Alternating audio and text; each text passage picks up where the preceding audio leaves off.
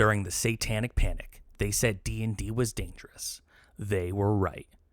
Live on Kickstarter right now, Chaotic Neutral is a 48-page comic book and full-length adventure module inspired by and compatible with your favorite old-school fantasy RPG.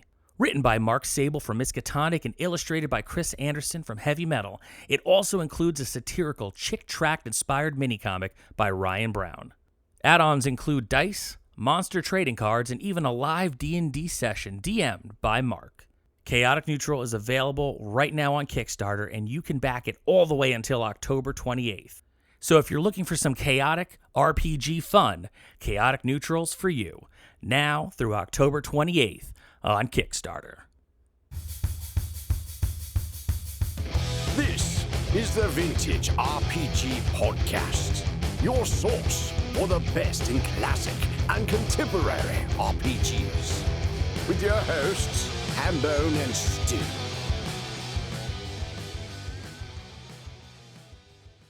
Welcome to this RPG Podcast, coming at you again from the clubhouse hidden somewhere in the swamps of New Jersey.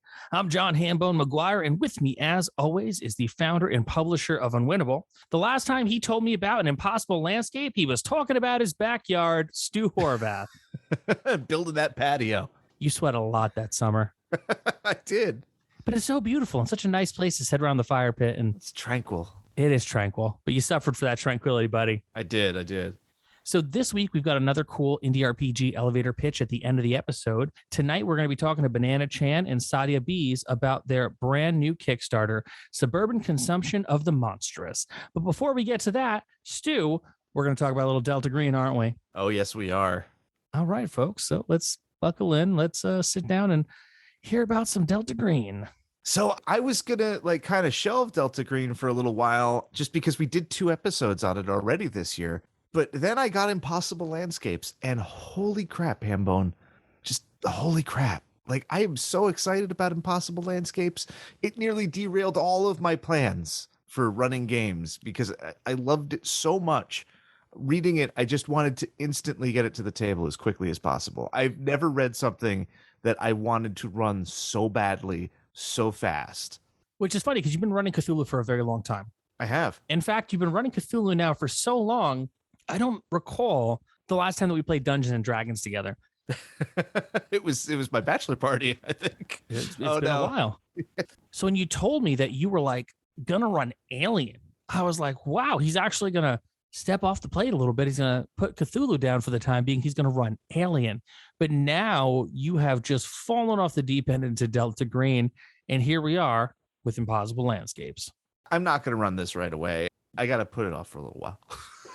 But it is a fantastic, fantastic campaign. I'm not going to try to undersell it. I think that this is one of the best campaigns that has ever been written for a role-playing game. Really? Yes, I absolutely think that it is one of the most... Now, I haven't played it. I haven't seen it in play, but it feels like I felt the earth shift underneath me when I was reading this book. It's fantastic. And unlike every single role-playing game campaign that I've ever read, and I've read many, even Masks of Nyarlathotep doesn't entertain me the way reading this book did. There's so much in it that it was just enjoyable. It was like reading a really great and thought out horror novel. There's so many graphic design touches, and there's such care in the presentation of this campaign. It really blew me away. So let's back it up a little bit. Impossible Landscapes is an expansion.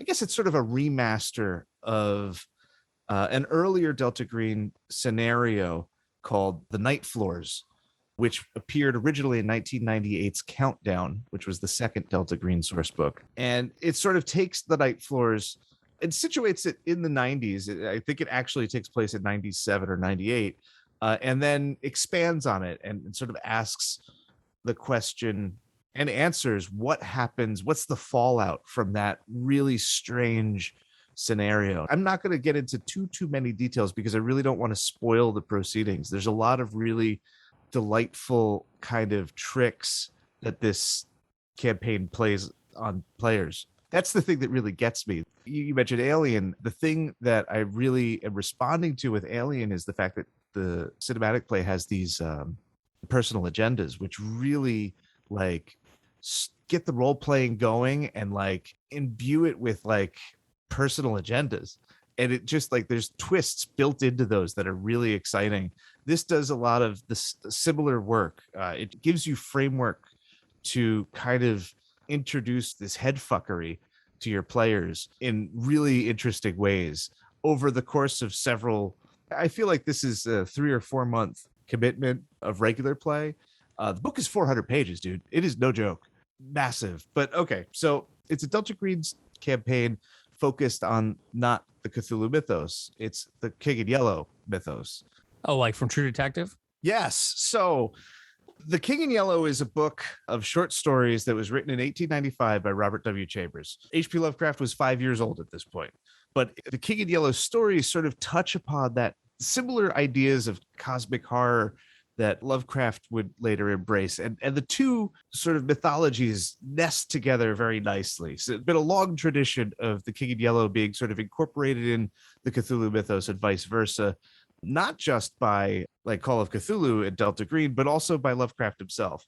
There's little references in his work to The King in Yellow that are pretty intriguing. The Robert W. Chambers' original short stories involve a play of the same name as The King in Yellow. It's a cursed play. Anybody who reads it goes mad. There's a symbol called the yellow sign, and the play is sort of about the destruction of this kingdom and the arrival of the king, who during a masquerade, and when everybody takes off their masks at the end, he does it because he's not actually wearing a mask, and everybody goes crazy. And it's sort of one of the original sort of book that drives you crazy books. It has a long tradition of being sort of used in similar ways as the Necronomicon of the Cthulhu mythos and other media, mostly horror novels and short stories. When True Detective dropped the King in Yellow references, though, it was like a bomb going off in my brain. Like they're at that compound and the tattooed crazy dude is like, I'm going to Carcosa or whatever. He says Carcosa. It was just, like, that's not a word I was expecting to ever hear on an HBO show. And similar to just reading Impossible Landscapes, that was a moment where I felt the earth shift underneath me. And I felt like maybe there was something to this whole idea of like the infectious story rearranging reality. And of course, they kind of didn't do anything with it in the show, and it sort of dissipated into pop culture. I wasn't really super excited to be like, oh, let's see what Delta Green handles The King in Yellow, because it's just like I love The King in Yellow. I was obsessed with it in high school, and I tracked down an original copy. I love them, but like I also kind of think that it's a little played out. Like I don't really care about other people's interpretations of The King in Yellow the way that I'm sort of interested in other people's interpretations of the Cthulhu mythos. I just like the original stuff. And I sort of turned my nose up at Impossible Landscapes. And boy, Hambone, whenever I do that, I should just stop doing that. Because whenever I do that, I get my nose rubbed in it. This is one of the best things ever. I should never have been snooty about it. Yeah, but I think that kind of put it off a little bit for you to be able to kind of come back around to it now. And I think you really, truly appreciate it, because maybe you would not have appreciated it as much in those moments back in the day. But now, listen, man, you are so excited about it. I'm even going to let that F-bomb you dropped earlier in the episode slide, because I'm happy that you're so happy about this. Well, I mean, but that's the best way to describe it. Like that is what this campaign is designed to do. In addition to the Night Floors, it also draws on a couple of short stories by John Tynes. John Tynes is the founder of Pagan Publishing, sort of longtime King in Yellow enthusiast, tried himself to write a King in Yellow based campaign and kind of just didn't get it to gel. But Dennis Detwiller kind of really got it, just was able to pull those threads together that Tynes had kind of established during the Pagan Publishing Delta Green days, and just weaves this grand tapestry, man.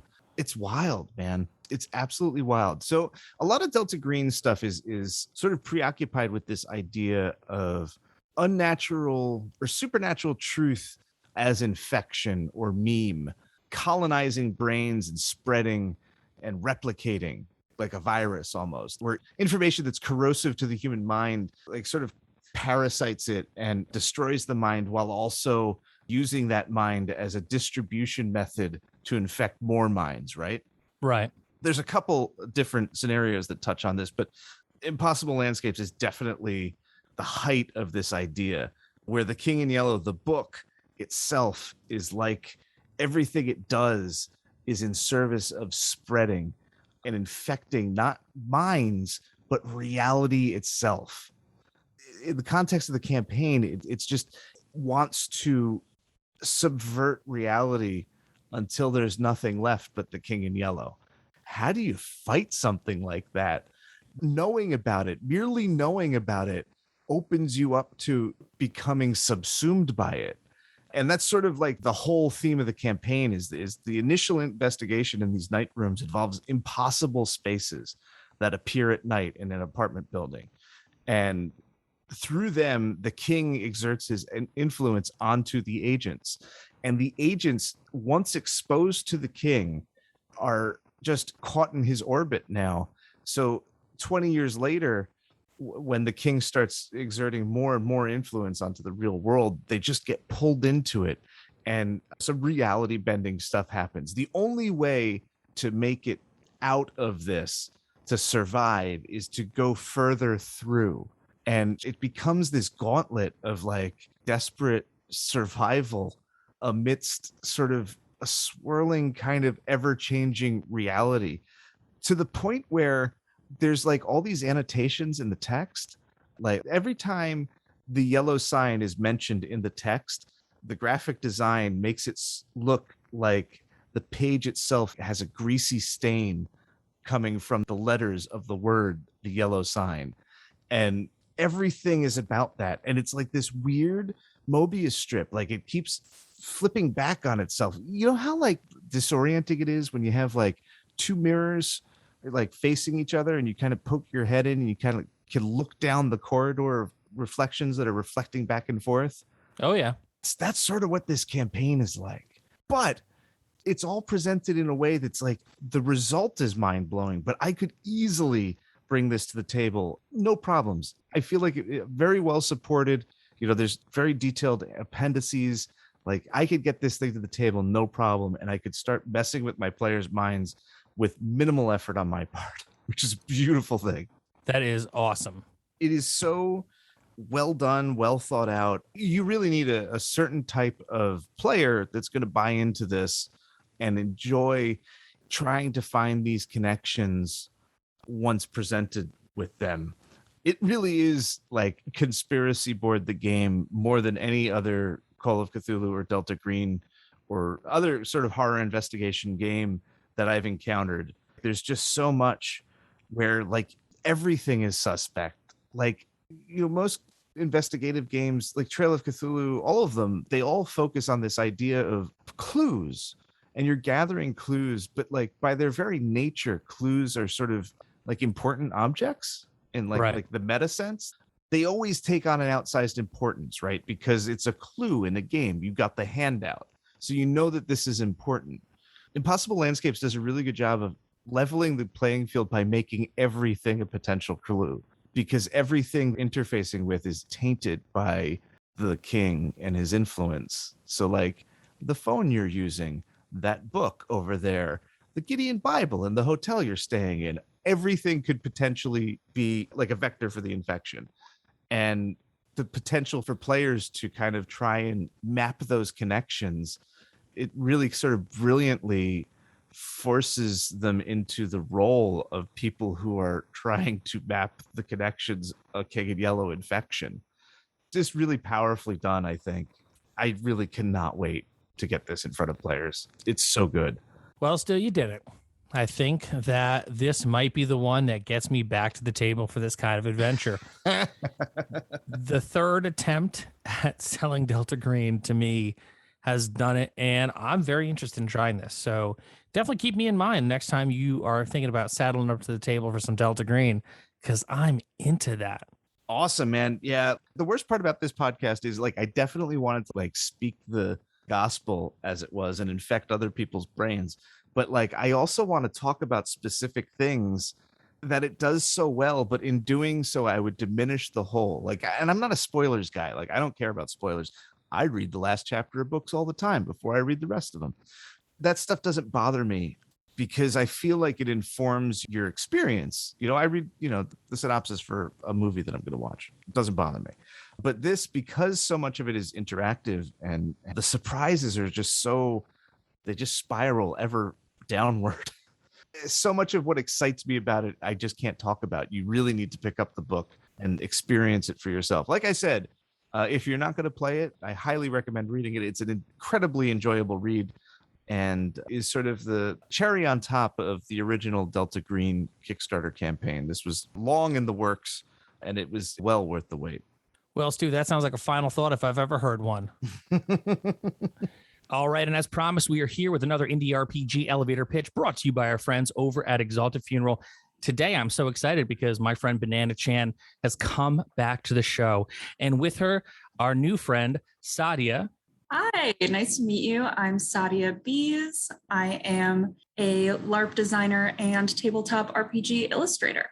Very cool. And today, you are both here to talk to our listeners a little bit about Suburban Consumption of the Monstrous. So why don't you tell our listeners about this game? Absolutely. So it is an anthology of 14 different American freeform LARPs. They're all horror games that are set around a dinner table or a suburban environment. And they're very creepy and I would say delightful, honestly. Yeah, I think a good goal is to scare and delight. Yeah.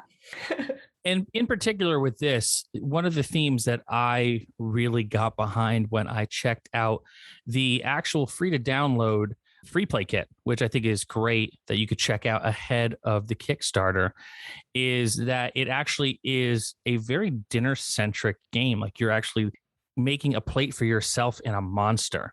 So is this the type of RPG that is playable at the dinner table or something that really ties into the more LARPing aspects of RPGs? Yeah, so we definitely classify these games as LARP, but I think there is a lot of overlap with tabletop RPG experience because most of them do take place around a dinner table.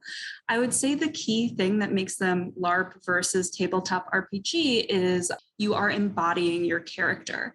And what that means is instead of ever stepping back and describing what your character is doing, you are always physically doing that with your body. But I would say a lot of the prep and requirements are very similar to a tabletop RPG. Yeah, definitely. There are a few games in there that use props. So you have cards. Some of them also require you to write out prompts, things like that. So there are some crossovers with tabletop. Very cool. Now, this is a game that can be played with how many people? Because it is something that, as I'm reading this, I do see myself sitting around a table with so many people. And ideally, in the world we live in now, you could get together with a lot of your friends over Zoom or Discord and play this game, couldn't you? Yeah, so this anthology actually is separated by chapters. So there are several different games. Each chapter basically describes the player count. So the first chapter will be for solo play. They're all solo play games. The second chapter is for 2 players. And so those are all 2-player games. Third chapter is 3 players, 4 chapters, 4 players. And then the 5th chapter is for a higher player count. So those are LARPs that are for a higher player count. So you're essentially cooking for yourself and then cooking for your immediate family and then throwing the whole banquet. Yeah, basically. Yeah, for sure. I love that. Now, why don't you tell our players a little bit about the experience of putting an anthology game together? Because most people, when they come out with an RPG, it is a very specific focus, which is this is the game. And you put that little game in a box, like this is the one adventure that you get. This expands it to more encounters with more and more people. Yeah, so the base anthology, all 14 of the games are written by me and Banana. We'll hopefully have some stretch goals where we get some additional game designers. But the thing that holds the anthology together is it has some very strong themes that run throughout the game. There's a big focus on family or intimate relationships. They all are meant to take place in your home. Most of them involve food. And I feel like there are so many things that thematically tie them together that they work really well as a set. That being said, I think the great part about an anthology also is that I don't think that you're probably going to want to play every single game in the anthology, but there's enough variety that there are probably games that are going to be like really perfect for like different groups of people. Yeah, so if you're a newer LARPer, if you're just starting out and you want to dip your toes into something different, then this could be something for you, because the experiences, they range from like half an hour long to 2 hours long. So they're short, they're not too intensive, and they don't require a lot of costuming or props. So that sounds great. It sounds like there is an entry level for everybody, and an entry level that you can find your comfort in at each level for everybody. So that's pretty cool. So all this is very exciting, and this is actually coming to Kickstarter. It will be on Kickstarter tomorrow, October the 19th. You can go and you could check out Suburban Consumption of the Monstrous. And if you're listening today and you want to get ahead of it, why not go to the pre-launch page and click save so you can be first in line to pick this game up. Sadia and Banana, do you have any final thoughts on Suburban Consumption of the Monstrous? Yeah, I would say it's a really good set of games if you are a horror fan. It's a really good set of games if you are into experimental game mechanics. And it's a really great set of games if you're into high intensity emotional play. I feel like all of our games have a really strong emotional core. They really focus on the dramatic aspects of role play. Yeah, there are definitely some very intense games in there, and they are for an older audience. So they're more geared towards adults who are interested in some weird things. So some weird games, some of them involve cannibalism or, killing and eating your dad. So yeah, we do that. So we have some fun games like that, and a few that involve the end of the world. Well, I know I would like to be at a dinner with friends when the world's ending. So here. So before we go home on this segment, both of you are amazing game creators. Why don't you tell our listeners where they can find your other games online? Let's start with you, Sadia. Oh, great. Yeah, so you can find me on Twitter at Sadia Bies. That's SADIABIES. And you can find more of my games on my itch storefront, which is Witch Stitches. That is an awesome name for a itch storefront. Thank you. Banana, where can our listeners find your games online? People can find me at Banana Chan Games on Twitter, Facebook, Instagram, and you can find my company, Game in a Curry, at Game in a Curry on Twitter, and our website is www.gameandacurry.com. Very cool. Sadia, Banana, it's been amazing chatting with you today. And this has been another amazing Indie RPG elevator pitch brought to you by our friends over at Exalted Funeral. And this was another amazing episode of the Vintage RPG podcast. Stu, where can the people find you? They can find me on Instagram at Vintage RPG, posting about things like Delta Green and Call of Cthulhu all the time, every day. You do love the Cthulhu mythos, Stu. Well, yeah, I do. And you do post about it quite often. I do. You can find me on the Twitter and on Instagram at John McGuire RPG. I'm posting daily. I'm leaving the house now. Stuff is happening. You could also check out Vintage RPG on Patreon. If you like the show, if you really like the show, why not become a patron? Patreon.com/vintagerepg. We've got early release episodes. We've got a behind the scenes look at my RPG 321 action. We've got a behind the scenes look at Stu's book, still tentatively titled Experience Points, and so much more. Patreon.com/vintagerepg. If you like the show, don't forget to rate, review, and subscribe, because your reviews really do help other listeners to find us. So for Stu Horvath, I'm John Hambone McGuire. May the dice always roll in your favor.